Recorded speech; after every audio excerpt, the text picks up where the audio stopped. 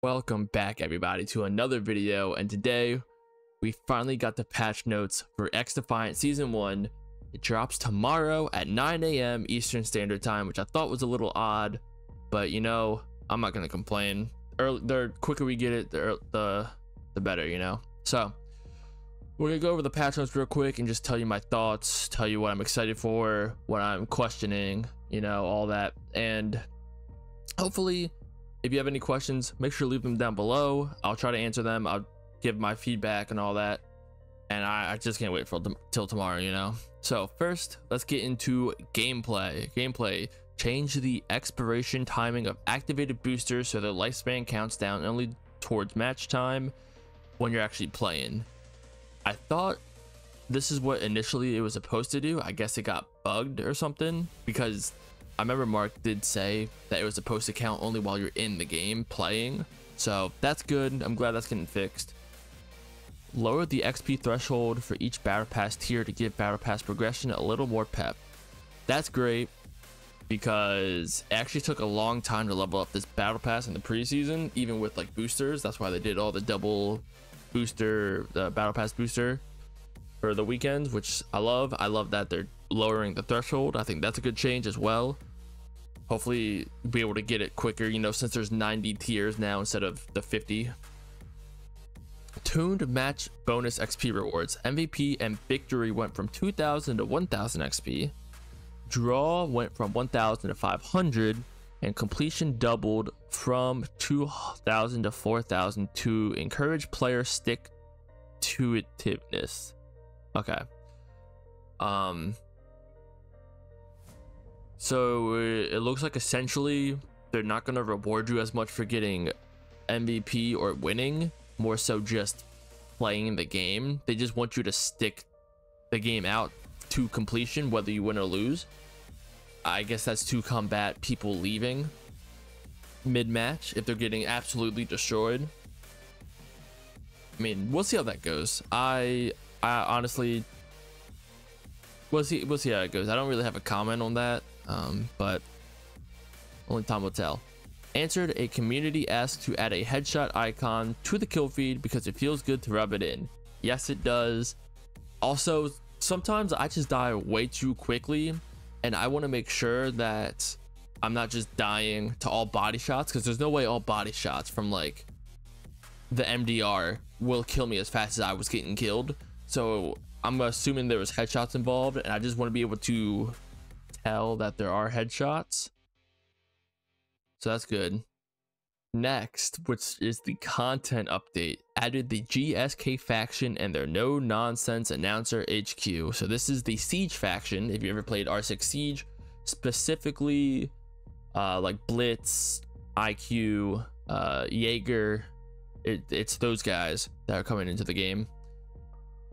Yeah, these elite Team Rainbow operators from Germany's border specialize in crowd control and securing territory. They can deploy electrified barbed wire for area denial, counter incoming enemy devices with their ADS, their active defense system, which is a trophy system, and dazzle multiple foes with flash charges mounted on their G52 Tactical Shield Ultra, which is the Blitz shield, the one that flashbangs. Call them whatever that word is, because I can't say it, because it's fun and also accurate. So, from my understanding, what I do know is the faction, the ultimate is Blitz's shield, the flashbang shield, and you get a 60 round machine pistol, I believe it is. There is no reload, it's just all 60 rounds in the clip. That's it. Once you run out, you're done. I believe you can have multiple flashes per alt light, like per alt charge. I don't know what the cooldown is on it. We'll see when we hop in. And I do know both their tacticals. There is the electric barbed wire, which you get 3 charges. I believe it lasts for 17 seconds on the ground before you can place like a new barbed wire on the ground. I don't know if they recharge after they're all depleted. I don't know if it recharges, but the ADS, the trophy system, does. The trophy system, you can throw it onto like walls or ceilings or something, and for 25 seconds, it will break every like nade, EMP, all that in the vicinity. It has unlimited charge breaks or whatever. It can do as much as people throw at you in the 25 seconds. But when the 25 seconds is over, you get a 25-second cooldown on the ADS before you can use it again. So, with that being said, let's move on to Echelon. Increase the cooldown of the intel suit from 30 to 40 seconds. Okay, that's good. Tune the cooldown of the Phantom's mag barrier from 30 to 40 seconds. Mag barrier hit points were also reduced from 500 to 400. Was mag barrier that like overused that it needed to get nerfed? Because personally, I didn't think it was that bad. I didn't think it was overpowered or anything like that. Maybe it's just because of who I was playing. Maybe, obviously, this is not for my comp setting. I have no idea how stuff played in competitive. Also, maybe for ranked, it might play a little bit differently. So we'll find out with that to see if that's a good change. The Phantom's Aegis ult now takes damage from EMP grenades. Lob 6 to put it out of commission. The 6 EMP nades? Wow. That's actually... I mean, that's not like a lot. Well, I feel like that is a lot actually to put it out of commission, because I feel like it actually breaks quicker if you just shoot the bubble. If you team fire the bubble, so... Again, we'll see how it is. DedSec hijack cooldown decreased from 28 seconds plus the remaining duration of the hack skill to 20 seconds plus the remaining duration of the hack skill. For example, let's say a mag barrier has 7 seconds left and gets hacked. The cooldown becomes 20 plus the 7 seconds. Failed hijack cooldown, meanwhile, decreases from 8 to 5 seconds. Okay. So... okay, yeah. So essentially you throw the mag barrier down. The mag barrier has 7 seconds left on its being up. If it gets hacked, then the cooldown is 20 seconds plus the 7 that you had. So it would technically be 27 seconds, I believe. I believe that's what I'm getting. And then they obviously they made the cooldown quicker, so if you fail a hijack, you can get back the ult or the ability quicker to try again. DedSec Spiderbot cooldown increased from 25 to 40. We won. We won, guys. We did it.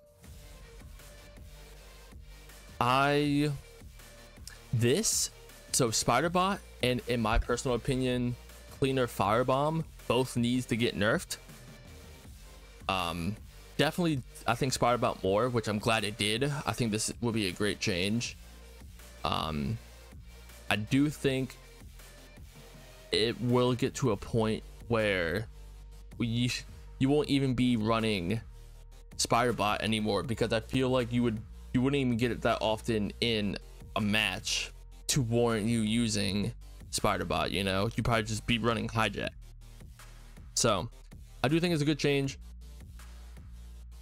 On paper, that sounds good. I'm excited for that. Adjusted Spiderbot behavior so multiple Spiderbots won't attempt to hug the same face, nor will Spiderbots continue to ignore faces they've hugged multiple recent times.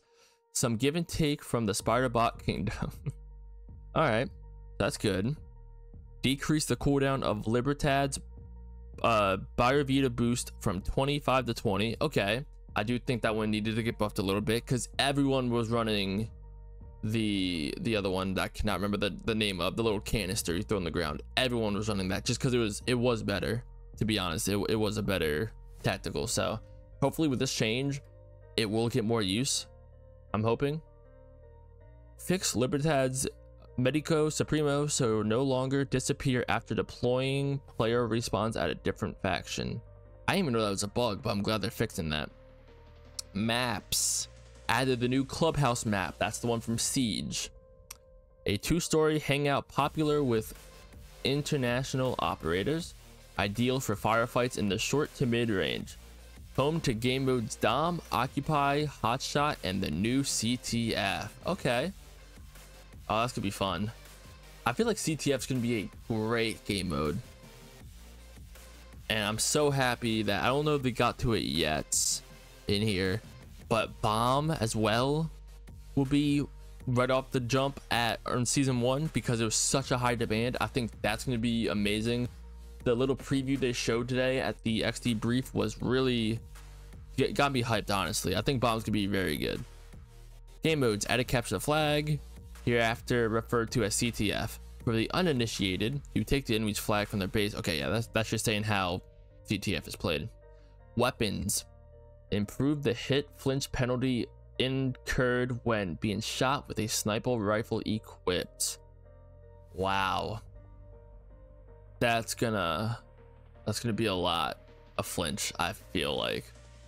These changes are intended to refine the behavior of hit flinch, prevent instances where the camera would move off the target with the first hit and back onto the target with the second, and improve the experience for players sensitive to wild camera movements. Here's the nitty-gritty. The speed of hit flinch camera transition has been increased by 25%. Wow. The camera will now always kick upward rather than up or down at random. Okay. The amount the camera will kick left or right has been increased by 3 times. Nice. Added the L115 sniper rifle, which is not quite as heavy as the TAC-50 and has faster handling, although it deals less damage and is not as effective as penetrating cover. So the L115 is probably going to be the in-between sniper, right under the TAC but above the M44, which is good. It needed like a between one. So I think this would be what the general public runs, is the L115. Added the LVOAC, a snazzy customized rifle similar to the M4A1. It has much faster rate of fire than the M4A1, but with that comes more recoil and less range. It also has slightly longer reload and equip times. Okay, so it kind of just looks like it's going to be a better MDR, because that's kind of what the MDR is, right?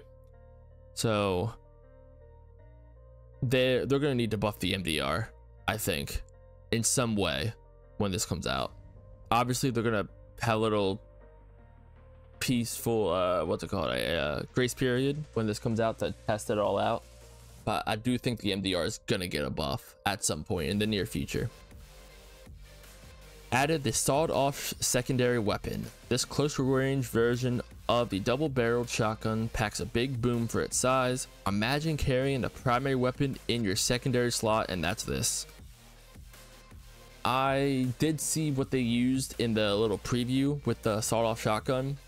It really looks like it's going to be for when you emptied your entire clip of your primary and you just don't have time to reload. You just whip out the shotgun, shoot to finish the kill, and then pretty much just run away, honestly. I don't think you can really use this as a complete viable option for just running a primary. Don't worry about your other primary, just run this. I don't think that's a complete viable option here. I think this is to clean up any kills that you either got someone weak but you ran out of ammo, or then to switch to that. I think that's what the point of this weapon is. Added new mastery skins: Titanium Violet unlocked at 300, Titanium Azure unlocked at 350, and Titanium Prisma unlocked at 400. So my thoughts with this is, right, initially people thought that the mastery camos would work the same as Call of Duty. They thought when you get all weapons gold, you unlock a general master camo to put on all your weapons. It looks like they're not taking that road. They're making it so there's a mastery camo individual for each weapon, which, I mean, I guess it's fine if you only run a certain amount of weapons, but people who want to get the max level on every weapon because they want to feel that sense of, like, maybe there's just too used to COD to get like a, well, I'm gonna call a dark matter, because I played a lot of BO3. I'm gonna call like a dark matter general master camo. A lot of people are probably gonna be upset with that, but people that only use certain specific guns probably going to be okay with this. So that's, I guess that's your own personal preference. I personally would rather have a mastery camera when you get all guns to max level, instead of making it just adding new levels to each individual gun. But I'm only one person, you know, it's there, take the feedback of many people, and plus they want to be a little different than COD, so that it's, you know, it's kind of whatever. Like we'll deal with it, you know.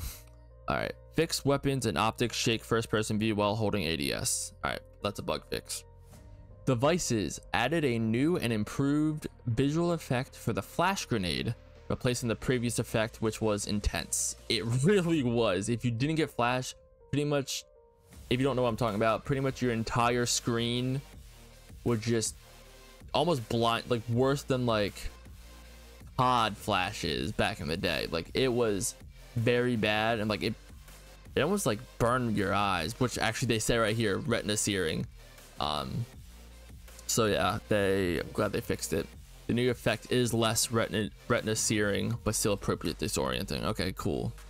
Removed an exploit where players could respawn with multiple devices after fiddling with the copy loadout option in the lobby.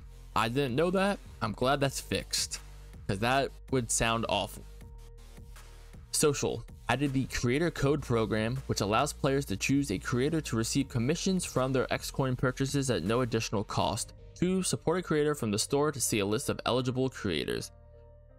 I unfortunately don't have a creator code. I would love to get one. I'm trying. That's what I'm making this video for. If you guys do want to support me, only thing you can do right now is leave a thumbs up and subscribe to keep with more up-to-date info on XDefiant, because that would be right here. Also, I'll cover any other things that might need to be covered. Audio tweaked the mix of in-game voices and sound effects for volume and clarity. All right, cool, because there was a lot of audio issues going on with XDefiant this past few weeks, at least for me. And miscellaneous. Players who have participated in the closed beta were supposed to keep Kersey's Dungaree skin. I think I said that right. I apologize if I didn't say that right. They didn't, but now they do. Thank you. Fixed challenge tracking issues with Ubisoft Connect, graphical and audio fixes, various and additional crash fixes. And it looks like that's it. So I think tomorrow is going to be very, very fun. I think it was much needed. I think it was actually needed earlier. I don't know about 6-week preseason. I feel like that was kind of long, but at long last, we are here for season 1 tomorrow, 9 p.m. EST. Which would be July 2nd. So hope to see you guys in there. I'm gonna be streaming it. Stop by if you want to talk any type of XDefiant. I'll see you guys in the next one. Later.